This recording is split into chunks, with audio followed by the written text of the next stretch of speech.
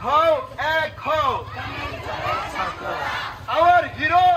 hero সেনাবাহিনী বেশি দূরে গেছে কিন্তু স্বৈরাচার থেমে গেছে